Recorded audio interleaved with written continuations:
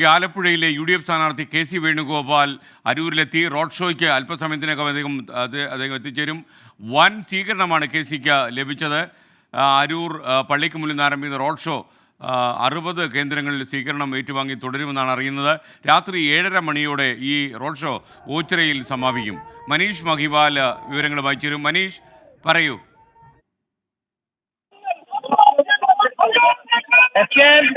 KC വേണുഗോപാലിന്റെ Alappuzha അരൂരിൽ ഗംഭീര സ്വീകരണമാണ് ഒരുക്കിയത്.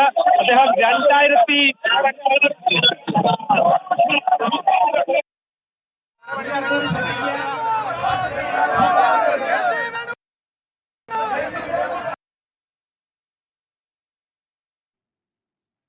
തെരഞ്ഞെടുപ്പ് പ്രചാരണത്തിൻ്റെ ഭാഗമായി അരൂരിലെത്തിയ KC വേണുഗോപാലിന് വൻ സ്വീകരണമാണ് പ്രവർത്തകർ നൽകിയത്. ആലപ്പുഴയിലെ സ്ഥാനാർത്ഥിയാണ് KC വേണുഗോപാൽ. അതോടൊപ്പം തന്നെ അഖിലേന്ത്യാ ജനറൽ സെക്രട്ടറിയായി കോൺഗ്രസിൽ തുടരുകയും ചെയ്യും. അദ്ദേഹം AICC ജനറൽ സെക്രട്ടറി സ്ഥാനം അലങ്കരിച്ചുകൊണ്ടായിരിക്കും ആലപ്പുഴയിൽ KC വേണുഗോപാൽ മത്സരിക്കുക. മനീഷ് മഹിവാൽ വീണ്ടും ചേരുന്നു. മനീഷ്, വിശദാംശങ്ങൾ.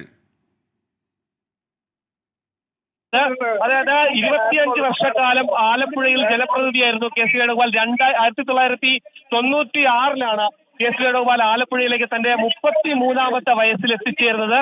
പിന്നീട് അദ്ദേഹം 3 തവണ MLA ആയി. 1996, 2001, 2006 അങ്ങനെ 3 തവണ MLA ആയി. പിന്നീട് 2009-ലും 2014-ലും ആലപ്പുഴയിൽ നിന്നുള്ള ലോക്സഭാ അംഗവും KC വേണുഗോപാലായിരുന്നു. അങ്ങനെ ആലപ്പുഴക്കാർക്ക് സുപരിചിതനായിട്ടുള്ള KC വേണുഗോപാൽ വീണ്ടും ആലപ്പുഴയിലെ മണ്ണിലേക്ക് തന്നെ മടങ്ങി വരുന്ന കാഴ്ചയാണ്.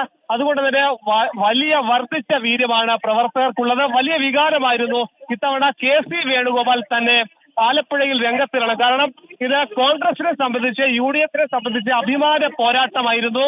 കഴിഞ്ഞ ലോക്സഭാ തെരഞ്ഞെടുപ്പിൽ 2019-ൽ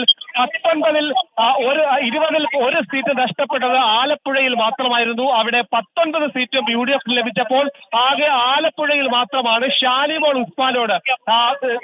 ഉസ്മാനെ തോപ്പിച്ചുകൊണ്ട് AM ആരിഫ്, CPM-ന്റെ AM ആരിഫ് ആലപ്പുഴയിൽ ലോക്സഭയിൽ ലോക്സഭയിലേക്ക് എത്തുന്നത്. അങ്ങനെ ഇത്തവണ കോൺഗ്രസിന്റെ അഭിമാന പോരാട്ടമായതുകൊണ്ട് തന്നെ KC വേണുഗോപാൽ തന്നെ രംഗത്തിറങ്ങണം. അദ്ദേഹം 23. Thank you. മനീഷ് മഹിവാലാണ് വിവരങ്ങൾ നൽകിയത്. KC വേണുഗോപാലിന് അരൂരിൽ പ്രവർത്തകർ വൻ സ്വീകരണം നൽകിയെന്ന വാർത്തയാണ് വരുന്നത്.